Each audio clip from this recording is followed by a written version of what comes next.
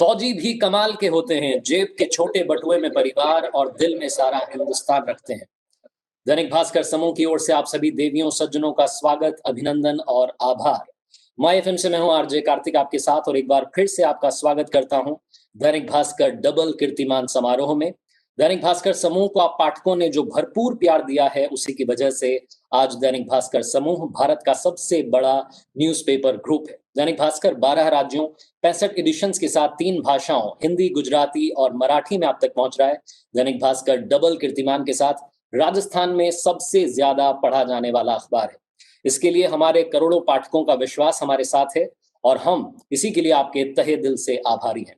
इस कोविड-19 के मुश्किल दौर में जिंदगी का उत्साह और उमंग बनाए रखने और उसे बढ़ाए रखने के लिए हम सभी लगातार कोशिश कर रहे हैं। उम्मीद का उजाला है तो यकीन मानिएगा कि कोरोना काल में भी जिंदगी चमकदार होगी। इसी उम्मीद और हौसले का उजाला कायम रखते हुए राजस्थान में डबल कीर्तिमान स्थापित करने पर दैनिक भास्कर इस बार 4 महीने सितंबर से दिसंबर तक देश का पहला और सबसे लंबा ऑनलाइन डबल कीर्तिमान समारोह आयोजित कर रहा है। इसी समारोह में आज हमारे साथ जुड़े हैं देश के माननीय रक्षा मंत्री श्री राजनाथ सिंह जी। माननीय मंत्री जी का बहुत बहुत स्वागत, अभिनंदन, आभार। जो किसी भी परिचय के मोहताज नहीं है, आज के समारोह में माननीय रक्षा मंत्री जी हमें बताने जा रहे हैं कि हमारी सरहदें कितनी सुरक्षित हैं और पड़ोसी हमारे लिए क्या चुनौतियां खड़ी कर रहे हैं। आज के समारोह की शुरुआत के लिए दैनिक भास्कर समूह के दिनेश अग्रवाल जी को निमंत्रित कर रहा हूं, आमंत्रण दे रहा हूं। नमस्कार। सबसे पहले मैं राजनाथ सिंह जी का स्वागत करता हूं, अभिनंदन करता हूं और धन्यवाद देता हूं कि आपने अपने व्यस्तम समय से हमारे पाठकों के लिए समय निकाला। आपका बहुत बहुत आभार। मैं हमारे लाखों पाठकों का भी अभिनंदन करता हूं जो हमारे साथ इस कार्यक्रम में जुड़े हैं। राजनाथ सिंह जी, जैसे आप जानते हैं कि आज के समय में रक्षा एक बहुत इम्पोर्टेंट एस्पेक्ट हमारे लिए है। पहले भी था लेकिन आज बहुत ज़्यादा प्रखर हो गया है। खास करके जो परिस्थितियां बदल रही हैं, जैसे अमेरिका में जो अभी चल रहा है, हो सकता है वहाँ नेतृत्व बदले। उन सब के चलते हमारे पड़ोसियों का और दूसरे देशों का रुख हमारे लिए, हमारी सुरक्षा बहुत इम्पोर्टेंट हो जाती है। तो मैं चाहूँगा कि आज आप इस कार्यक्रम के माध्यम से हमारे पाठकों को ये आश्वस्त करें कि हम सुरक्षित थे, सुरक्षित हैं और सुरक्षित रहेंगे। भरत जी, आप कार्यक्रम शुरू करें और माननीय राजनाथ सिंह जी से बातचीत करें। धन्यवाद। धन्यवाद गिरीश जी। और मैं आदरणीय रक्षा मंत्री राजनाथ सिंह जी से निवेदन करूंगा कि आज के विषय पर वो हमें संबोधित करें। भास्कर परिवार के श्री सुधीर जी अग्रवाल, श्री गिरीश जी अग्रवाल, श्री पवन जी अग्रवाल, डॉक्टर भरत जी अग्रवाल और अभी कार्यक्रम के प्रारंभ में ही जिनको मैंने सुना है, मिस्टर आरजे कार्तिक एवं मेरे अन्य साथियों, सबसे पहले तो मैं पूरे दैनिक भास्कर परिवार का धन्यवाद करना चाहूंगा कि उन्होंने इस ऑनलाइन आयोजन का मुझे हिस्सा बनने का अवसर दिया है।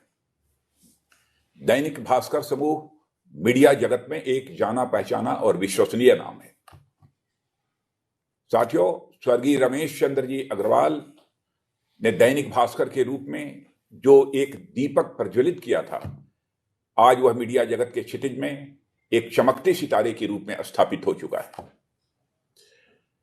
इस ऑनलाइन आयोजन में मुझे भारत की बात, सीमाएं और हमारे पड़ोसी, इस विषय पर अपनी बात रखने के लिए आग्रह किया गया है। आज का जो विषय है वह जहां बेहद संवेदनशील है, वहीं विशद भी है और वहीं राष्ट्रीय सुरक्षा से भी जुड़ा हुआ है।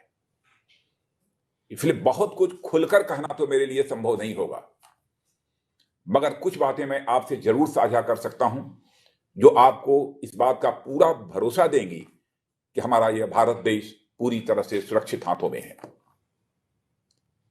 जब हम भारत की सीमाओं की सुरक्षा की बात करते हैं तो हम 7 देशों के साथ लगते 15,106 किलोमीटर लंबे लैंड बॉर्डर्स की बात तो करते ही हैं, साथ ही साथ 7,516.6 किलोमीटर लंबी कोस्ट लाइन और कई लाख वर्ग किलोमीटर की एक्सक्लूसिव इकोनॉमिक जोन, जिसकी देखा जाए तो 21.72 लाख स्क्वायर किलोमीटर ये एरिया बनती है, इसकी रखवाली की बात भी हम करते हैं।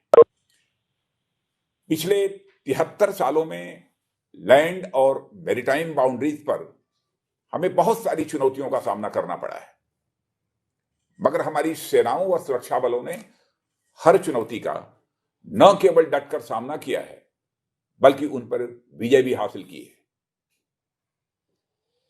साथियों, जब से भारत आजाद हुआ है, भारत विरोधी ताकतों की यह लगातार कोशिश रही है कि या तो सीमाओं पर या सीमाओं के रास्ते घुसपैठ कराकर भारत के भीतर अस्थिरता का माहौल बनाया जा सके। और इसकी शुरुआत जम्मू और कश्मीर से हुई, जब 1948 में कबायलियों ने कश्मीर पर हमला बोल दिया। भारतीय फौज ने पाकिस्तान के इशारे पर की गई इस कार्रवाई को नाकाम कर दिया।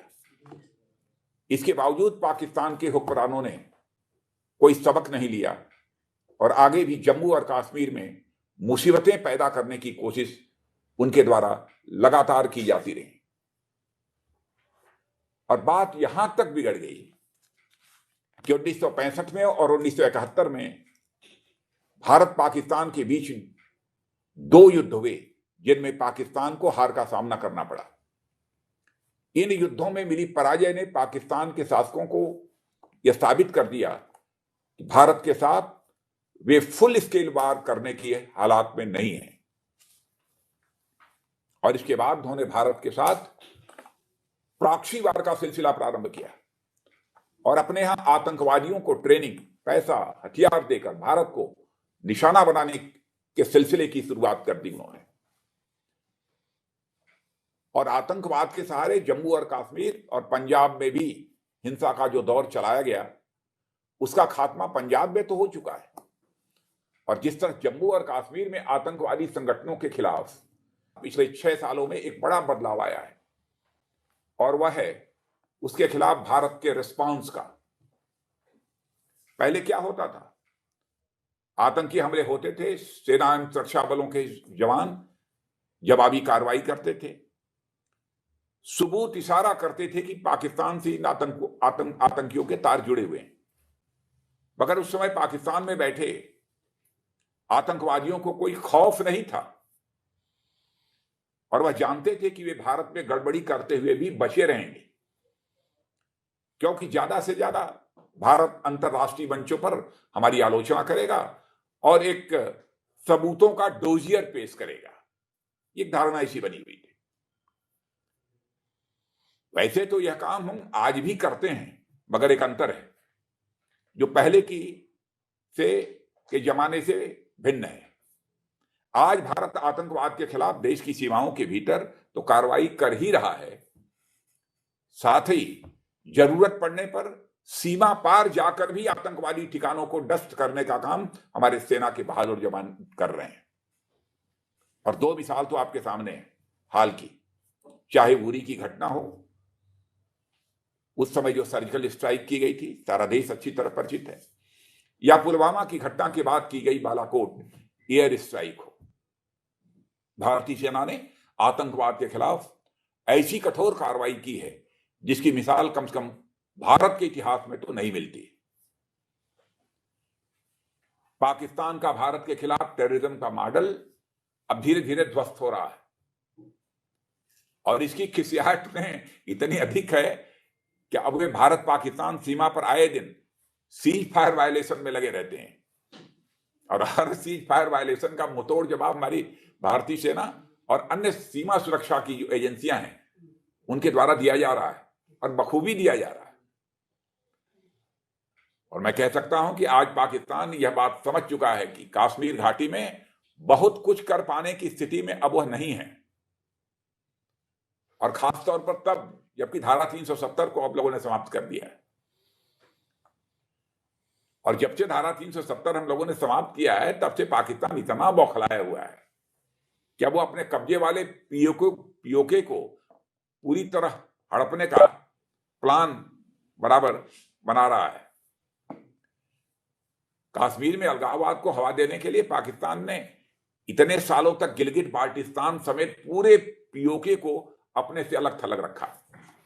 सभी जानते हैं, जब से उसने देखा है कि भारत ने जम्मू और कश्मीर को भारतीय मुख्यधारा से जोड़ लिया है, तब से पाकिस्तान के दुश्मन गिलगित बाल्टिस्तान समेत पूरे पीओके को पाकिस्तान का हिस्सा बनाना चाहते हैं। उन्हें डर है कि यदि पृथक रखा तो भारत अपना दावा ठोक देगा। उन्हें यह डर सता रहा है, जबकि भारत का मानना है कि जम्मू और कश्मीर तो कभी पाकिस्तान का था ही नहीं और पीओके तथा गिलगित बाल्टिस्तान पर उनका गैर कानूनी कब्जा है।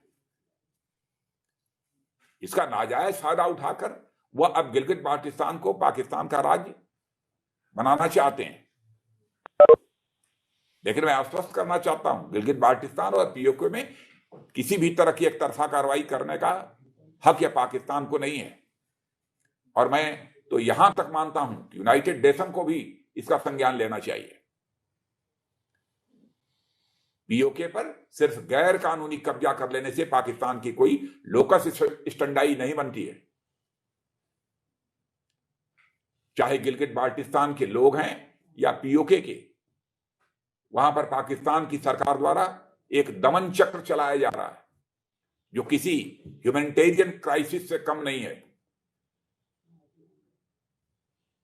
और मैं कहना चाहूंगा, भारत की संसद में आप सभी जानते हैं पीओके को लेकर सर्वसम्मत प्रस्ताव पारित है कि वह भारत का हिस्सा है।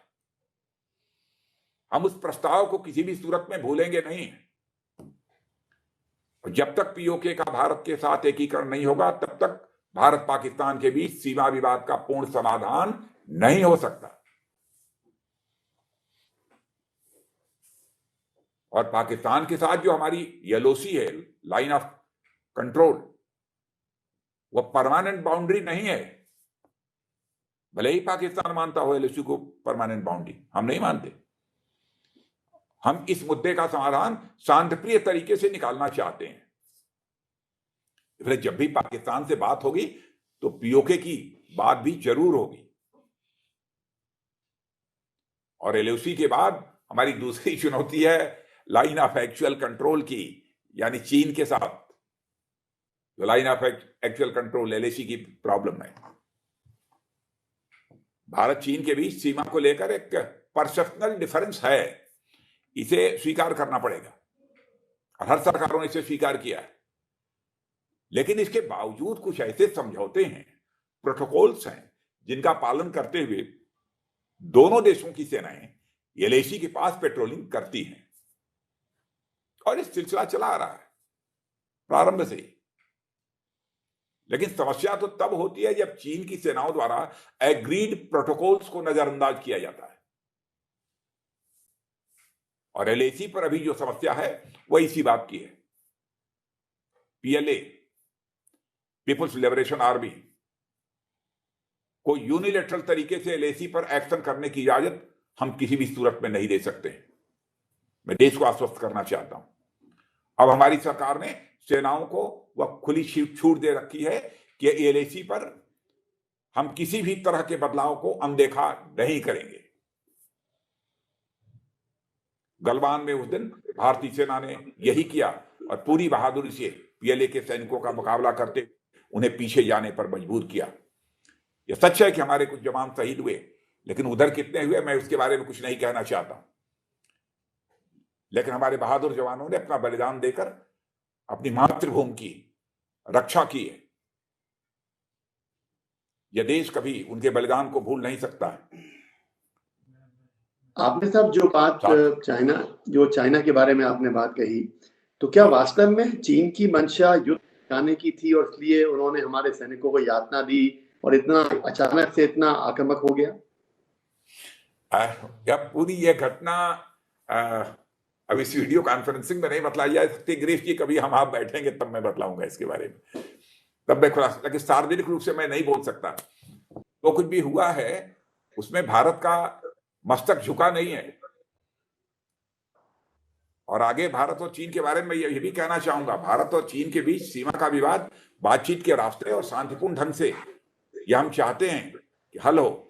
और आर्मी कमांडर और कूटनीतिक स्तर पर भी बातचीत चल रही है। अब कल ही 6 नवंबर को भी आर्मी कमांडर स्तर की बात होगी। लेकिन मैं देश को आश्वस्त करना चाहता हूं कि हमारे प्रधानमंत्री मोदी जी के नेतृत्व में भारत की सीमा, सम्मान, स्वाभिमान से समझौता नहीं करेंगे। और इसके बावजूद विपक्ष के कुछ नेताओं द्वारा देश में सेना के पराक्रम को लेकर सवाल खड़े किए गए हैं। मैं इसकी जरूर चर्चा करना चाहूंगा, जबकि सच्चाई यह है कि भारतीय सेना के इस बार शौर्य और पराक्रम जो दिखाया है, जहां पर शौर्य और पराक्रम का परिचय दिया है, वहीं पर संयम की जहां आवश्यकता थी, संयम का भी परिचय दिया है। और चीन के साथ 1962 में जो हुआ उससे हमने बहुत सबक लिया है। उस समय देश में बॉर्डर इंफ्रास्ट्रक्चर का सर्वथा अभाव था। आज स्थिति बदल चुकी है। पिछले दिनों रोहतांग में अटल टनल का जो उद्घाटन किया गया, यह प्रोजेक्ट लंबे समय से लटका हुआ था। हमारी सरकार ने 26 सालों का काम 6 साल में करके दिखाया है। जितने हाई अल्टीट्यूड पर यह टनल बना है, उतने हाई अल्टीट्यूड पर इतना बड़ा टनल विश्व में कहीं भी दूसरी जगह नहीं देखने को मिलेगा। और मैं कहना चाहता हूं, हमारी इस टनल का स्ट्रेटेजिक इंपॉर्टेंस है। और आज बॉर्डर रोड्स ऑर्गेनाइजेशन भी बड़ी तेजी से सीमावर्ती इलाकों में सड़कों, पुलों और अन्य इंफ्रास्ट्रक्चर प्रोजेक्ट्स का भी निर्माण कर रहे हैं। लद्दाख को ऑल वेदर कनेक्टिविटी तो दी ही जा रही है, साथ ही अल्टरनेटिव रोड्स पर भी काम शुरू हो गया है। और लद्दाख के साथ साथ नॉर्थ ईस्ट में भी काफी इंफ्रास्ट्रक्चर प्रोजेक्ट्स पर काम चल रहा है। एक समय था जब नॉर्थ ईस्ट का पूरा इलाका इंसर्जेंसी की चपेट में था। और आप सबको जानकारी है इस बात की, पिछले 6 साल में नॉर्थ ईस्ट में शांति का एक नया अध्याय प्रारंभ हुआ है, जिसके चलते भारत की एकता और अखंडता बहुत मजबूत हुई है। और मैं तो यहां तक कहना चाहूंगा कि प्रधानमंत्री जी के नेतृत्व में सबसे बड़ी स्ट्रेटेजिक विक्ट्री यदि है तो नॉर्थ ईस्ट की है। भाई, नॉर्थ ईस्ट में कितनी अराजकता थी, इंसर्जेंसी किस हद तक थी। मुझे इस बात का व्यक्तिगत रूप से भी संतोष है कि इन 6 वर्षों में 5 साल मुझे सीधे गृह मंत्री के रूप में इस पूरे पीस प्रोसेस से भी जुड़ने का मौका मिला है। और मैं यह भी साथियों कहना चाहूंगा कि भारत की सीमा हिमालय में 2 बड़े ही महत्वपूर्ण देशों से लगती है, एक नेपाल है और दूसरा भूटान। मैं पूरी सीमा की यहां बात करना चाहता हूं।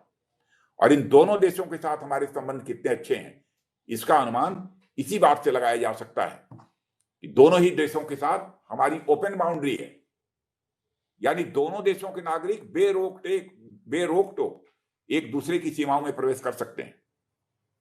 इन दोनों ही शांत प्रिय देशों में हमारी चिंता है चीन का बढ़ता हुआ प्रभाव। और यह बात सही है कि दोनों ही देश सॉवरेन स्टेट हैं और किसी भी देश से कैसे भी रिश्ते रखने के लिए वो स्वतंत्र हैं।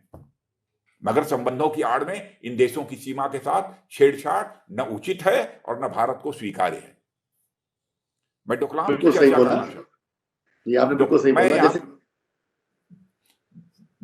गिरीश जी, पूरी बात को अभी 5 मिनट के अंदर और समाप्त करूंगा मैं इसको। डोकलाम में जो स्टैंड ऑफ हुआ था, मैं उसके बारे में कहना चाहूंगा। वह भूटान के अंदर चीन के बढ़ते प्रभाव के कारण हुआ। अभी नेपाल में भी नेपाल चीन सीमा पर कुछ निर्माण कार्य को लेकर विरोध प्रदर्शन हुए हैं। नेपाल के साथ भारत का रोटी बेटी का संबंध है। मैं कहना चाहता हूं पारिवारिक संबंध है, हमारे सांस्कृतिक रिश्ते हैं। साथ ही रक्षा की दृष्टि से नेपाली गोरखा समाज के साथ हमारा अटूट संबंध है, वह अपने आप में भी अतुलनीय है। और भारतीय सेना में गोरखा रेजिमेंट का इतिहास बहुत ही गौरवशाली है। कभी कभी कुछ भारत विरोधी शक्तियां इन दोनों देशों नेपाल और भूटान के बीच संबंध खराब करने के लिए कुछ ऐसे मुद्दों को हवा देती हैं जिसका कोई आधार नहीं होता। इसके बावजूद हमने हमेशा भाइयों की तरह मिल बैठकर बात करके हर समस्या का हल ढूंढा है।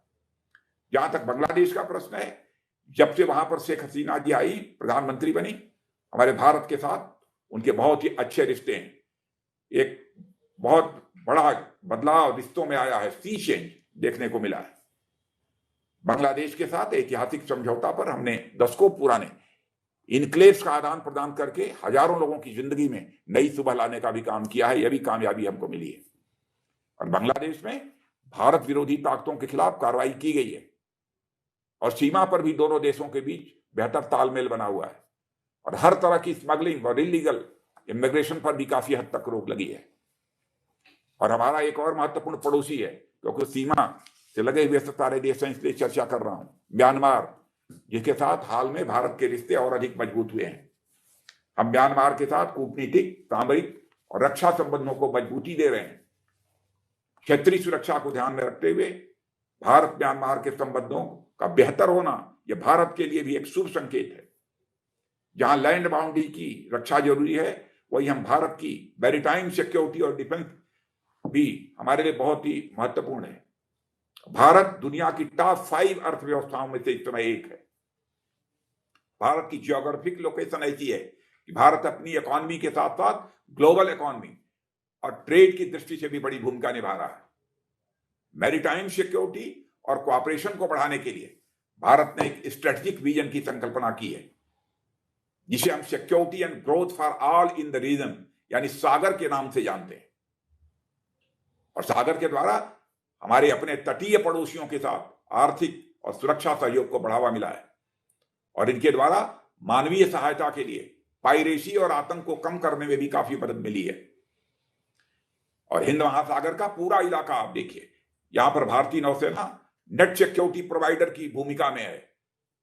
मैं आप लोगों को यह बताना चाहूंगा कि इंडियन नेवी और कोस्ट गार्ड ने एक ऐसा भरोसा और विश्वास अन्य देशों के अंदर पैदा किया है कि उन्हें वे इंडियन ओशन में सबसे बड़े संकट मोचक के रूप में दिखाई देते हैं। आज दुनिया की बड़ी से बड़ी नौसेनाएं भारत के साथ मिलकर अभ्यास करना चाहती हैं। 3 नवंबर से आपको जानकारी होगी, बंगाल की खाड़ी में मालाबार एक्सरसाइज चल रही है, जिसमें भारत के साथ साथ अमेरिका, जापान और इस बार ऑस्ट्रेलिया भी मिलकर संयुक्त युद्धाभ्यास कर रहे हैं।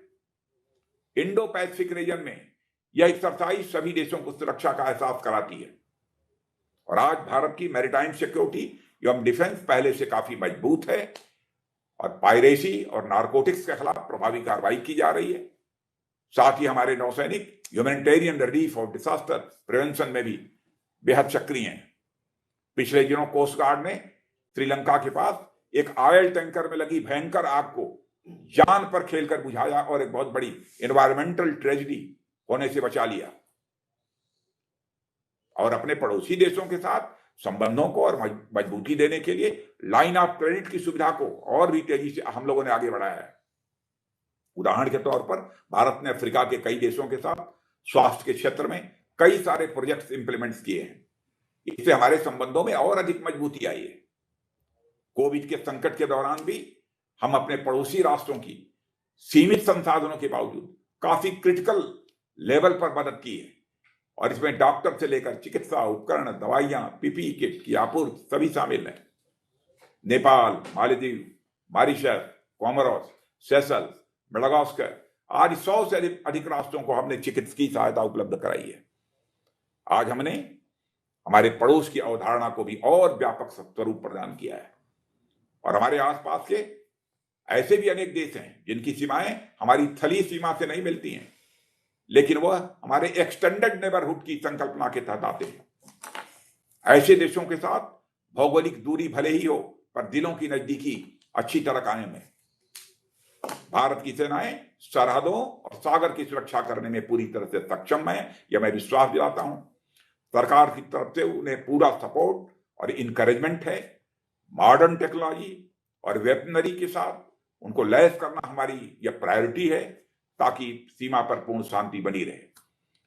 और यदि ऐसा नहीं होता तो भारत की वायुसेना का न्यू जनरेशन फाइटर प्लेन के लिए 20 सालों का इंतजार अभी खत्म नहीं होता।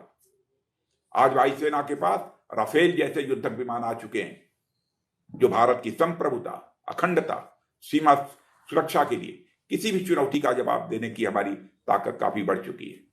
अब 5 राफेल विमान अक्टूबर में भारतीय वायुसेना में शामिल हो चुके हैं। कल रात ही 3 और राफेल विमान भारत की धरती पर पहुंच गए हैं। गिरीश जी, आपने देखा होगा, जल्दी उनका भी वायुसेना में इंडक्शन हो जाएगा।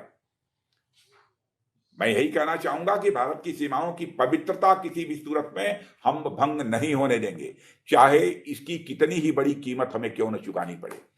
और मुझे लगता है कि आज के अवसर पर मुझे इससे ज्यादा कुछ कहने की जरूरत नहीं है, क्योंकि मुझे बतलाया गया है कि शायद कुछ प्रश्न भी किए जाएंगे। आप यदि प्रश्न पूछेंगे यथासंभव है उसका उत्तर देने की कोशिश करूंगा।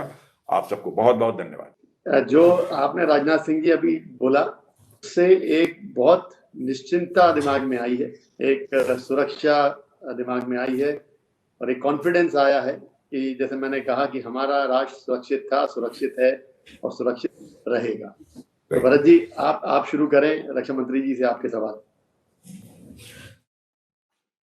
भारत चीन के बारे में आपने काफी कुछ बताया। मेरा प्रश्न है कि भारत चीन गतिरोध को हल करने के लिए बातचीत में हमारी सबसे बड़ी ताकत क्या है? देखिए, सबसे बड़ी ताकत का जहां तक प्रश्न है, इस आधार पर बातचीत से समाधान नहीं निकलता। अब इस समय यह है कि हमारा यह कहना है कि भारत और चीन के बीच बातचीत के माध्यम से जो एक लाइन ऑफ एक्चुअल कंट्रोल अथवा एक सीमा को लेकर एक परसेप्शनल डिफरेंस है, यह समाप्त होना चाहिए और चाइना को इसे समाप्त करने में सहयोग करना चाहिए। लेकिन जानबूझकर चाइना उसको समाप्त नहीं करना चाहता, क्या अक्साई यह बनाकर उसको रखना चाहता है। अब इस समय भी जो कुछ भी चल रहा है उसमें हमने इसमें शामिल किया है। क्यों नहीं अस्थायी रूप से भारत और चाइना की बीच का जो सीमा विवाद है उसका हल निकाला जाए। यह भी एक विषय है। जब हमारे आर्मी कमांडर्स लेवल पर बातचीत हो रही है, डिप्लोमेटिक लेवल पर बातचीत हो रही है, यह भी उसमें शामिल है। क्या अक्साई चीन को हासिल करने के लिए सरकार प्रतिबद्ध है? अब ऐसे संवेदनशील समय आपने ऐसा बड़ा सवाल कर दिया, लेकिन सियाचिन तो भारत मानता ही है कि सियाचिन तो हमारा ही है। यह तो भारत की संसद का जो है ये प्रस्ताव भी है। चीन को आपने काफी विस्तृत रूप से हमें बताया। अब हम कुछ और पड़ोसी देशों के बारे में आपसे जानना चाहते हैं। कुछ दिनों पहले पाकिस्तान के एक मंत्री ने बड़ा दावा किया कि पुलवामा उनकी एक बहुत बड़ी सफलता थी। इसका जवाब हम कैसे देंगे? क्या हम इसको यूनाइटेड नेशन या FATF में ले जाएंगे? वैसे भारत को जहां आवश्यकता होती है, भारत अपनी भूमिका का निर्वाह करता है, चाहे यूनाइटेड नेशंस हो अथवा FATF हो, उसमें तो करता ही है। लेकिन आपने देखा होगा कि उन्होंने पाकिस्तान की नेशनल असेंबली में स्वीकार तो किया है, लेकिन बाद में वो मुकर भी गए हैं बाहर, असेंबली के बाहर जाकर। क्या हम उसको एक एविडेंस मान के? नहीं, है एविडेंस। मैंने इससे बड़ा एविडेंस क्या हो सकता है? पार्लियामेंट के फोरम पर भी बात कही जा रही है। नेपाल ने हाल ही में सीमा मुद्दा उठाया था, नए नक्शे का प्रकाशन किया था और हाल ही में उनका नेपाल में कैबिनेट का रिशफल हुआ है। नेपाल के साथ भारत के संबंधों को आप कैसा देखते हैं? भाई, चाहे जो कुछ चाहे, फॉर द टाइम बिंग, थोड़े समय के लिए भले ही खटास पैदा हो जाए, लेकिन भारत और नेपाल के जो रिश्ते हैं एक पारिवारिक रिश्ते के रूप में हम देखते हैं। एक हमारी सांस्कृतिक लगाव भी नेपाल के साथ है। हम किसी भी सूरत में अब नेपाल के साथ अपने रिश्ते को टूटने नहीं देंगे, बराबर हम उसको मधुर ही बनाकर रखेंगे। अमेरिका में गर्मागर्म चुनाव रहा। डोनाल्ड ट्रंप के भारत के साथ अच्छे संबंध हैं। वर्तमान चुनावी नतीजों का रुझान जो बाइडेन की तरफ है, ऐसे में हम अपने संबंधों को कैसे देखते हैं? अब देखिए, वहां के मतदाताओं पर निर्भर करता है कि किसको प्रेसिडेंट बनाते हैं, लेकिन अमेरिका के साथ हमारे रिश्ते पहले भी बेहतर थे। क्या चाहे कोई भी प्रेसिडेंट रहे, अमेरिका के साथ हमारे रिश्ते जैसे थे वैसे रहेंगे। मतलब रिश्तों में कोई, चाहे ट्रंप रहे या बाइडेन रहे, हमारे रिश्तों में कोई फर्क नहीं, हमारे रिश्ते रहेंगे। देश की रक्षा और विकास के लिए पड़ोसियों से संबंध बेहतर गंभीर मायने रखते हैं। आपको क्या लगता है इस समय चीन, पाकिस्तान, नेपाल सभी में थोड़ी सी खटास चल रही है? नहीं, ज्यादा खटास कहीं नहीं है। खटास है, क्या इसका कोई अंतरराष्ट्रीय परिदृश्य पे कोई फर्क पड़ता है? वैसे खटास जो पैदा की है चाइना ने पैदा किया। पाकिस्तान तो अस्थायी रूप से खटास पैदा करने वाला यह देश है। अन्य किसी देश को मैं नहीं मानता कि थोड़ी बहुत परिवार के अंदर भी कभी कभी हूटू हो जाती है, उसका समाधान निकल जाता है। अन्य नेपाल के साथ यदि है तो मैं उसी रूप में मानता हूँ। अभी आपने मलाबार एक्सरसाइज बताई, मलाबार एक्सरसाइज चल रही जो क्वाड है, भारत, अमेरिका, जापान और हाल ही में जोड़ा ऑस्ट्रेलिया का, इसके क्या मायने हैं? देखिए, केवल क्वाड को ही मत देखिए कि अमेरिका, जापान, ऑस्ट्रेलिया और भारत, इस क्वाड को ही मत देखिए। विश्व में कई ऐसे ताकतवर देश इस समय भारत के मित्र बन रहे हैं। लेकिन यदि भारत के मित्र बन रहे हैं दुनिया के ताकतवर देश, तो इसका मतलब यह नहीं है कि हम किसी लोगों के, इंटरनेशनल कम्युनिटी के अन्य देशों के अंदर कोई दहशत पैदा करना चाहते हैं। हम तो सचमुच विश्व शांति की स्थापना करना चाहते हैं। हम विश्व में शांति लाना चाहते हैं। इस दृष्टि से हम सभी के साथ दोस्ती कर रहे हैं। हमारे पाठक ये पूछना चाह रहे हैं कि युद्ध की स्थिति अगर निर्मित होती है और भारत को चीन और पाकिस्तान से एक समय पे युद्ध करना पड़ सकता है, तो हमारी कितनी जबरदस्त तैयारी है? वैसे भारत की बराबर यही कोशिश होगी कि युद्ध की स्थिति पैदा ना हो, लेकिन युद्ध की यदि स्थिति पैदा होती है, अच्छा हो कि ना हो, हम नहीं चाहते कि ऐसी स्थिति पैदा हो। यदि होती है तो चाहे जितनी भी बड़ी कीमत क्यों न चुकानी पड़े, हमारी कोशिश यही होगी कि भारत का मस्तक झुकने न पाए। आपके रक्षा मंत्रालय से संबंधित कुछ सवाल पूछना चाहूंगा। हाँ, पूछिए। चीफ ऑफ डिफेंस स्टाफ का पद बनने के बाद तीनों सेनाओं के बीच जो ज्वाइंटनेस चाहिए थी, क्या वो साकार हुई? और सैन्य मामलों में सलाह के लिए जो सिंगल विंडो की बात होती थी, उसमें हम कितने सफल हुए? देखिए, यहां तक ज्वाइंटनेस लाने की तीनों सर्विसेज, आर्मी, एयर और नेवी, ज्वाइंटनेस लाने का यह सिलसिला प्रारंभ हो चुका है। ज्वाइंट थिएटर कमांड वगैरह बनाने का, और सारी कई ऐसे मामले हैं जिन मामलों में ज्वाइंटनेस लाने का सिलसिला काफी अब प्रारंभ हो चुका है। समय लगता है इसमें, और मैं समझता हूं कि इस काम को पूरा करने में लगभग 3-4 साल का, 4 साल का भी समय लग सकता है, लेकिन काम प्रारंभ हो गया है, ये मैं कह सकता हूं। और आगे हमको क्या क्या काम करना है, यह सब भी इसके बारे में भी सब सारी प्लानिंग हो चुकी है। आपने सिंगल विंडो एडवाइजर की जो बात कही है, तो वैसे तो हमारी तो बराबर तीनों सर्विसेज के लोगों के साथ बैठक होती रहती है, उसमें सीडीएस भी शामिल रहते हैं, यह भी रहते हैं, और डिफेंस मिनिस्टर तो सबके साथ बैठकर बातचीत करता है, जरूरत पड़ती है तो अलग अलग बुलाकर भी उनके साथ बातचीत करता है।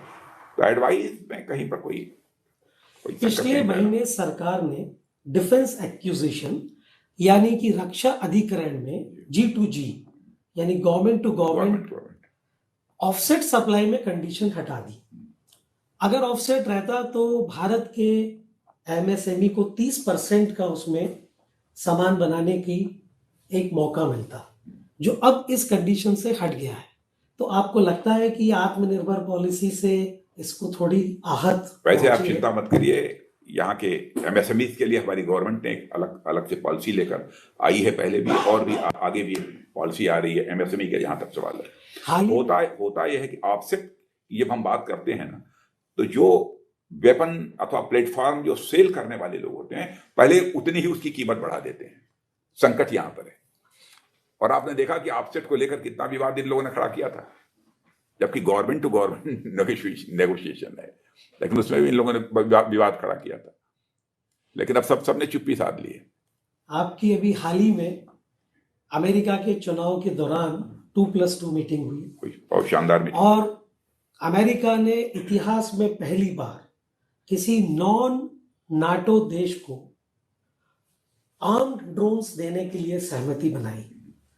तो ये भारत को ये सौभाग्य कब तक प्राप्त होगा? नहीं, मित्रता है, मित्रता में सौभाग्य दुर्भाग्य की बात नहीं करते हैं, लेकिन हमारी मित्रता है तो जो मित्र हैं आवश्यकता पड़ने पर तो सहयोग करते ही हैं। उसी को मित्रता, उसी को दोस्ती कहते हैं, जो जरूरत पड़ने पर सहयोग न करे। क्योंकि ये पहली बार ऐसा हुआ है कि नॉन नाटो को आर्म ड्रोन्स के लिए उन्होंने सहमति बनाई। ये तो स्वीकार करना पड़ेगा कि अंतरराष्ट्रीय जगत में भारत की प्रतिष्ठा बढ़ी है, भारत का वजन बढ़ा है लोगों की नजरों में, और साथ ही साथ डिप्लोमेटिक लेवल पर भी काम करने के लिए जो डिप्लोमेटिक स्किल चाहिए, वो डिप्लोमेटिक स्किल भी भारत की बढ़ी है। हमारे बहुत सारे जो क्वेश्चन सीमा पे, डिफेंस पे थे, वो आपने अपने बौद्धिक में कवर किए, तो कुछ राजनीतिक की तरफ झुक सकते हैं क्या? मैं जहां ले जाना चाहेंगे आप, मुझे वहां चलने को तैयार हूं। धारा 370 को निरस्त करने के बाद क्या हम मुस्लिम देशों से रणनीतिक चुनौतियों का सामना कर रहे हैं? धारा 370 की समाप्ति को इसको इस्लाम के साथ जोड़कर नहीं देखा जाना चाहिए। देखिए, सच्चाई यह है कि हम कभी भी हिंदू, मुसलमान, ईसाई, पारसी इस आधार पर कभी विचार नहीं करते। ये भूलिए मत, भारत के सांस्कृतिक मूल्यों के प्रति हमारा कमिटमेंट है, हमारी प्रतिबद्धता है। भारत दुनिया का अकेला देश है जिसने भारत की सीमा में रहने वाले लोगों को ही अपने परिवार का सदस्य नहीं माना है। बल्कि पूरे विश्व की धरा पर रहने वाले लोगों को अपने परिवार का सदस्य मानते हुए वसुधैव कुटुंबकम का संदेश सारे विश्व को यदि किसी देश ने दिया है तो केवल भारत ने दिया है। इसलिए हम हिंदू मुसलमान के आधार पर नहीं सोचते। और हमारे जैसा व्यक्ति जो टेररिज्म को भी इस्लामिक टेररिज्म नहीं बोलता है, हम नहीं कहते टेररिज्म टेररिज्म। अभी इंटरनल सिक्योरिटी को संभालने के लिए हम कितने तैयार हैं? हाल ही में ISIS के लोग निरंतर अलग अलग क्षेत्रों से पकड़े जा रहे हैं और हाल ही में यूरोप के भी 2 देशों में इस तरह की अभी ताज़ाएं घटना हुई है। तो रक्षा मंत्री का आंतरिक सुरक्षा से भी कोई कोऑर्डिनेशन रहता है? कोऑर्डिनेशन रहता है दोनों का, इंटरनल सिक्योरिटी और एक्सटर्नल सिक्योरिटी दोनों में भी। और आपने कहा ना पकड़े जा रहे हैं ना, इसका मतलब कि हमारी तैयारी है। कश्मीर में लेकिन जो कुछ भी फ्रांस में हुआ है, जो कुछ भी वियना में हुआ है, मैं समझता हूं कि अंतर्राष्ट्रीय समुदाय को एकजुट होकर इस आतंकवाद के खिलाफ, इस एक्सट्रीमिज्म के खिलाफ खड़ा होना चाहिए। और भारत इसमें पहल भी करेगा इसके खिलाफ। लेकिन इसको इस तरीके से नहीं देखा जाना चाहिए कि इस्लामिक टेररिज्म है, क्योंकि बहुत सारे इस्लाम को मानने वाले देश इंडोनेशिया हैं, अन्य भी कई देश हैं, सऊदी अरब वगैरह हैं, सब इसके खिलाफ हैं। कश्मीर में भूमि खरीदने के नियमों में सरकार ने बदलाव किए हैं, बहुत बड़ा फैसला है। इससे वो कश्मीर संबंधित सुरक्षा विषयों पर कुछ असर पड़ेगा? कोई असर नहीं पड़ेगा, सुरक्षा और मजबूत होगी। और मैं समझता हूं कि धारा 370 समाप्त करने के पीछे एक ख्वाहिश, एक इच्छा हमारी यह भी थी कि जम्मू कश्मीर धारा 370 ये स्पेशल स्टेटस होने के बावजूद भी पिछड़े हुए राज्यों में था, उसका ज्यादा से ज्यादा विकास हो। और वहां पर रिसोर्सेज की कमी नहीं है, विकास की पूरी संभावना है। इसलिए लोग बाहर से भी जाएंगे, वहां पर अपनी इंडस्ट्री लगाएंगे, तरह तरह की काम होंगे, स्मॉल स्केल लार्ज स्केल सब इंडस्ट्रीज स्टैब्लिश होंगी, लोगों को रोजगार मिलेगा। जम्मू कश्मीर रिच स्टेट के रूप में इमर्ज होकर इस देश में खड़ा होगा। आज आप बिहार से लौटे हैं और शायद आप चुनाव प्रचार खत्म करके आ रहे हैं। खत्म करके आ रहे हैं। आप स्टार प्रचारक हैं। अरे मैं प्रचारक हूँ, स्टार नहीं हूँ। 5 दिन का प्रवास आपका 7 दिन का हुआ, तो लोगों ने मांगा कि और चाहिए तो काफी गैप था। तो बिहार से संबंधित मैं एक सवाल पूछना चाहूंगा। बिहार में रोजगार इस बार चुनाव का प्रमुख मुद्दा रहा। 15 वर्ष नीतीश कुमार की सरकार इस फ्रंट में आपके मुताबिक, आपके आकलन में उसने कैसा कार्य किया? वैसे कोई भी गलत आश्वासन हम लोगों ने बिहार की जनता को नहीं दिया है। नहीं, पिछले 15 वर्षों रोजगार, पिछले 15 वर्षों में, पिछले 15 वर्षों का जहां तक सवाल है, मैं इतना कह सकता हूं कि जब से सेंटर में ये हमारी गवर्नमेंट आई है, तब से विकास का चक्का बिहार में कुछ ज्यादा तेजी के साथ चला है।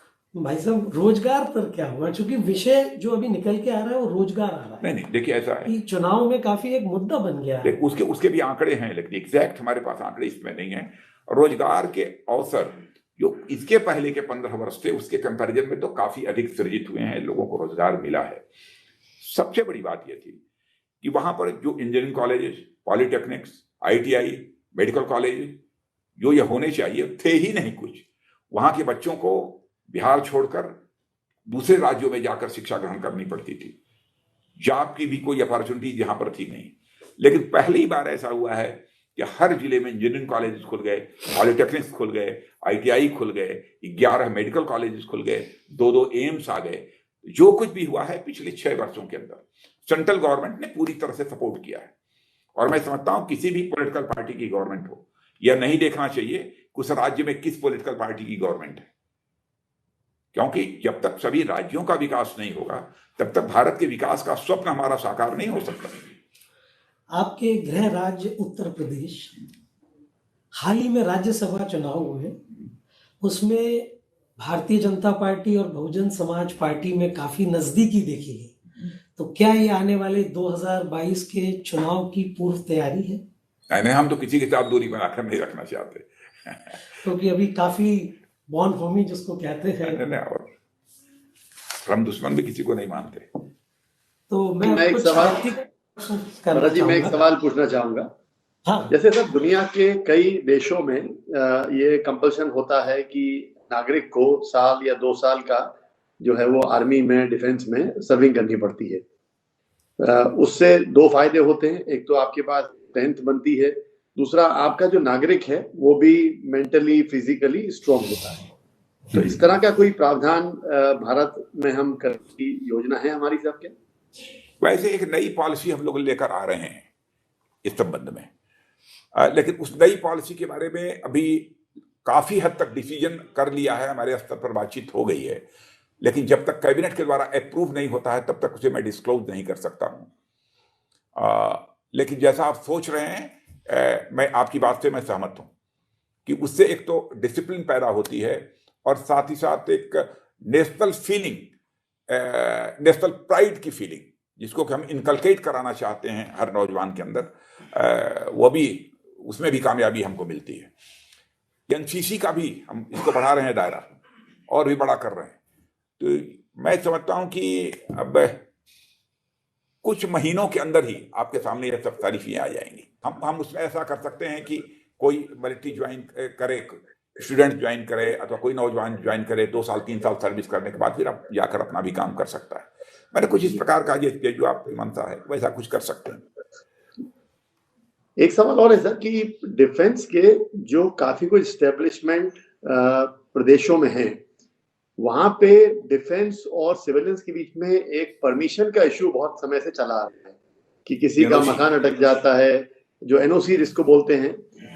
तो ये एक बहुत इशू, एक राज्य नहीं सभी राज्यों में ये इशू बना हुआ है कि मान लीजिए किसी की संपत्ति है, किसी की कॉलोनी है, किसी का घर है, और पिछले 20-30 साल में वहां डिफेंस ने अपना स्ट्रक्चर बना दिया, तो वो आदमी जो पिछले 60 साल से वहां रह रहा है, अब उसको अगर अपना मकान बनाना है तो जो डिफेंस का एस्टेब्लिशमेंट 30 साल पहले बाद बना है उससे एनओसी लेनी पड़ती है, और डिफेंस बोलता है हम एनओसी देंगे नहीं। तो ये मामला कोर्टों में, मंत्रालय में काफी समय से इसमें लाखों लोग परेशान हैं।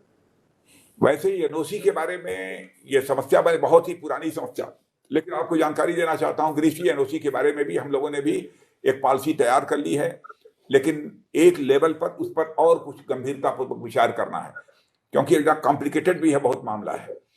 और जो कुछ भी हमने पॉलिसी तैयार की है, हमारी तीनों सर्विसेज, आर्मी, नेवी और एयर, इनके चीफ्स भी मौजूद थे जिस वजह हम लोगों ने पॉलिसी तैयार की है।